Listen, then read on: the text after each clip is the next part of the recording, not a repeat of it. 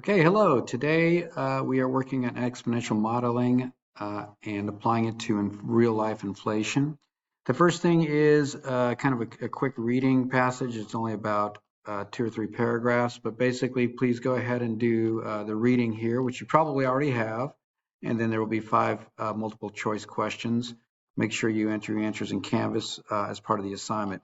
But if you're watching the video, that means you've probably already done that, hopefully. But if not, please do that first. The next part is actually getting and evaluating actual data on inflation. So that's what I'm going to go over now. I'm going to questions 6 through 11 will be the ones that I will go through and explain how to get them. And then 12 through, I think, 19 or 17, I guess, will be practice questions of the same exact type of question. So make sure you take good notes. And so I'm going to go through it. The first thing we're going to do is I'm going to talk a little bit about what inflation is. That you've already just kind of a recap. Inflation is a rate. It measures the rate at which prices go up. For example, let's just say that right now you're paying like $2,000 a month on an apartment, for example, and you want to try to guess how much am I going to have to pay in 10 years? Well, almost always each year prices gradually go up. That's why people get raises so they can afford to pay higher prices, etc. So in 10 years, you have to figure out how much percent would it increase each year, the $2,000. If it's 5%, well, whatever it is, it's probably going to be more in 10 years. Maybe it's 2,500, maybe it's $3,000. But keeping track of the inflation rate and looking at past inflation can help us figure out how to figure out what it's going to be in the future, or at least make an educated guess, which is what we do as modeling students. So first thing I'm going to do is I'm going to show you where you can get data so that you can do this. The first question is asking, what was the consumer price index for all urban consumers in the Seattle metropolitan area in 2005? Now I want to explain a little bit what a price index is. So let me do a quick example. Here's the example. Let's just say, for example, the amount that somebody paid every month on the average in a particular year. Let's just say, in this case, let's say it's 1982, because that's literally what this index that I'm going to talk about in a moment is based upon. Let's say somebody was paying $3,000 every month. That's for everything: groceries, rent, gas for their car, vacations, anything that people would spend money on, that it would be $3,000. Well, what they do is they don't make that the starting number for the price index, consumer price index. They say, we're going to assume that $3,000 is 100% of the bills at a particular point in time. Okay, so they have to arbitrarily just pick amount. So here it was 1982. So now after that, let's just say it goes up by 10%. I know you can calculate it. Well, that would mean that the next year the actual bills would be $3,300, because 10% of 3,000 is $300, right? So let's say it goes up by 10%. Come on, pen. There we go. That would mean that to keep track of that, because everybody has different bills. One person can have $3,000 bills in 1982. Another could have 5,000. So what they do is they equalize it by saying, well, the price index for whatever your monthly bills are, whatever a cost of something is based upon everybody has the same starting basis. So if you increase the 100 by 10%, you get 110. That would mean the next year the price index would be 110. And then I would say, well, that would be the index to figure it out. And I'm going to show you a calculation how, if you know an index, you can figure out, if you know a beginning index and an ending index, you can figure out what the ending actual dollar value is based upon a salary by seeing how this changed and changing this by the same amount. So that's really the first question. But the first thing is, how do we get that data? How do we figure out what the actual index is for a particular year? Well, there's a link here. Did I open it yet? I don't think I did. Okay. So on your document, there's this link right here. Okay. So what you'll see is it starts off by being 2015 to 2025. I'm going to just tell you right off the bat, let's just make it 2000. Okay. Let's make it 2000. I do want to show you. Yeah, let's just make it 2000. But I want to let you know, and I'll show you in a moment here. And I'm going to hit go. So make sure you do that. What I'm going to show you, though, is if you look at this, the base period is 1982 to 84. So what they're saying is the cost of goods would be based upon an index of 100 way back in 1982. But all we see is 2000 to 224. So that's already like, it looks like about 150. It's about 200 here. Okay. Now what you're going to get, next thing, you'll see a big table, but that's not easy to work with. So we're going to need to download a spreadsheet. So click on this, click on that, and you'll see the years, and this is the CPI, and it's in February, or at the beginning of the year. They don't do it in January, they do it in February. So what do we need to figure out? We need the index for 2005. So I'm going to just have you guys do February. Come on now. There it is. Where'd it go? I'm going to have you guys do February for all these. Forget about all April through that, okay? So 2005, let's see, scroll down here, and I get 197.6, okay? So that means that the correct answer would be B, 197.6, okay? Okay, so now we're going to use that consumer price index. So please read this question here. And what it's wanting us to do is saying that if in 2010, the basket of goods somebody spent monthly for everything, services, everything, is 2,500, what would the cost of the exact same basket of goods, the same things, be in 2025? Well, what we want to do is we want to go back to, what is the consumer price index in 2010, right? What is it? Well, let's check it out. Let's go back to that document we downloaded. 2010 would be 226. I'm just going to round it, okay? 226. And then, let's see, in 2025, it's 358. 358. Is that what it is, 358? Yes, okay. Okay, so what that means is, again, I need to figure out what the monthly is for somebody with 2,500. So I need to figure out how this changes. So what I'm going to do is I'm going to take 358 and I'm going to divide it by 226. Or I could say divided by, right? And so if you do that on your calculator, you should get 1.58. You then take that 1.58 and you need to factor up what you had in 2,500, which would be, if you do that, it would be equal to, and you can do that on your calculator. Let's see.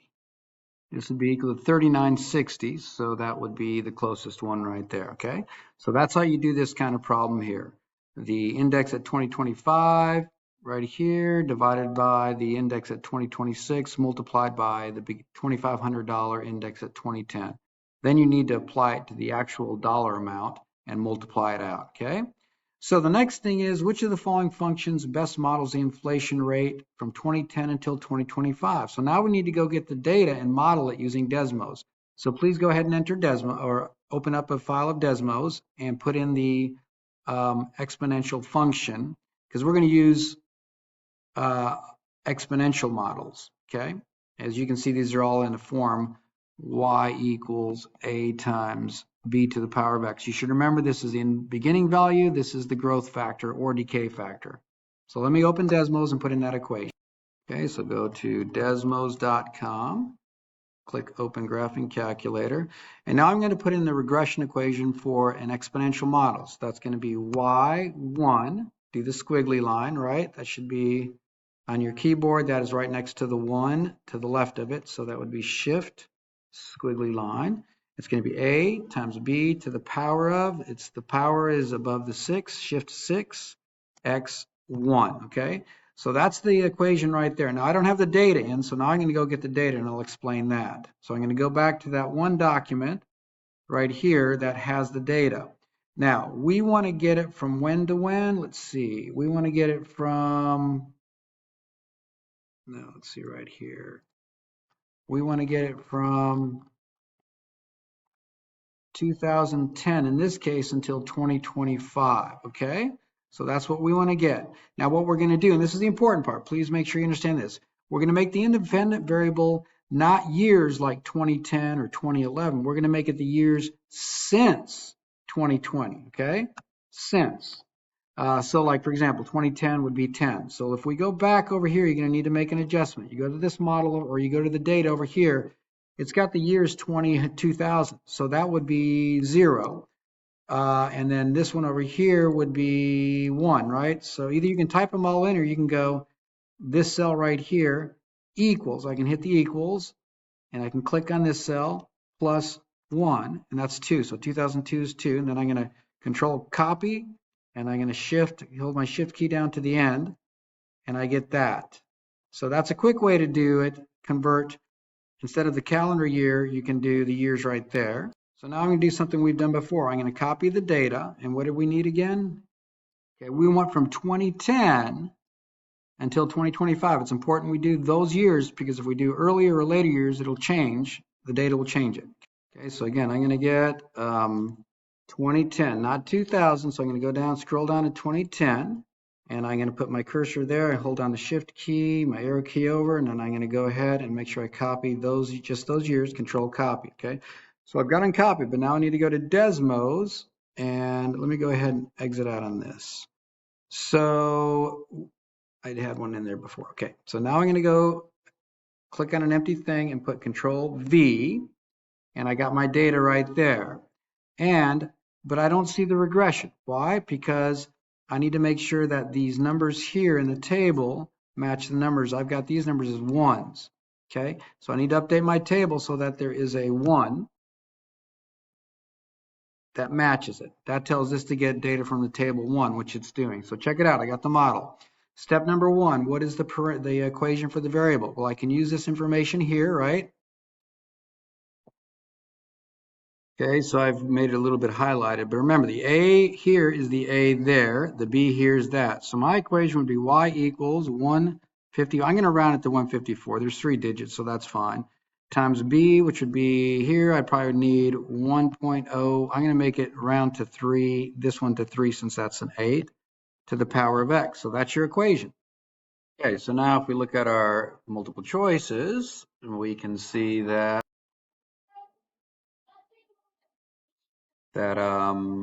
let's see, 154, 1.033. Okay, there we go. So we have it. So that shows us that the B is the correct answer. Okay.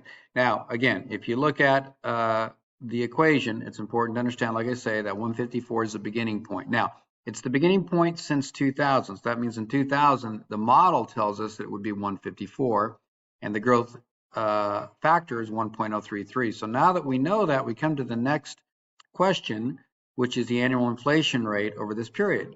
Well, if you remember, okay, so in this question here, again, this is our growth model for that time period.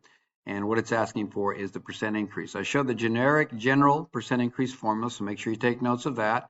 And then the B, remember this is the B, so I just plugged that in there, subtracted 1, multiplied the result times 100 and got 3.3%.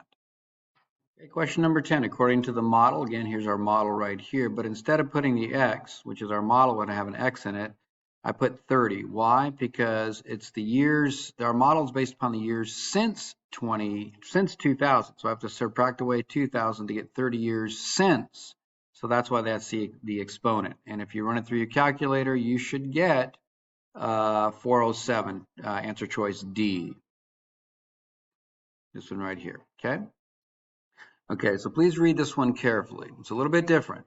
It's saying $4,000 a month is what you would pay in 2025 at the beginning, and based upon using the growth factor, but adjusting the beginning value because we want the beginning value to be exactly 4,000 a month. So we're going to make that the beginning value of our model.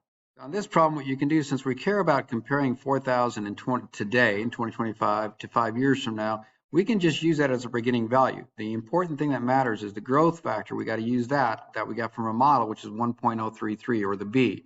And I raised it to the power of 5. Why? Because it's from 2025 to 2030. That's 5 years. And when I use my calculator, when there's a calculator in it, I get 4705, or answer choice B for that one, okay? All right, so now you've answered all the question types that that show up for this assignment. These, hopefully, you were able to take some good notes and understand how to do them. And then practice questions 6. These actually should be 12. Oh, wait, my bad. As you did for 6 or 11. So practice 12 through 17 are the same types of questions, so make sure you use your notes. And that's it. And make sure you enter it into Canvas when you're done.